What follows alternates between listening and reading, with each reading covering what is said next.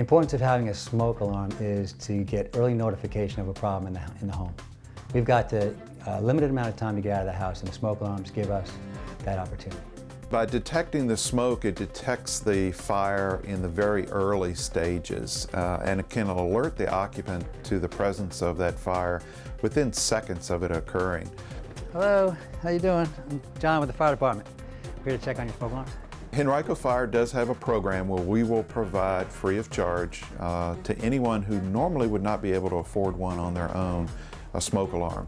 We'll also offer assistance to residents if they've purchased a smoke alarm on their own and they need advice on how to or where to install that detector.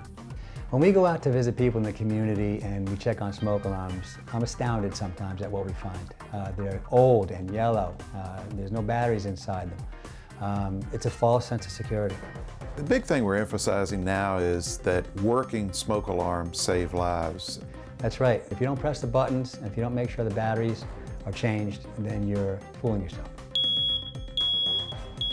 And most people don't realize that smoke alarms only last about 10 years. If you're looking at your detector and it seems old and yellowed, you can pull the detector down, and on the back of it, it has a manufacturer date. If it's older than 10 years, go ahead and replace that detector. Get something that's working.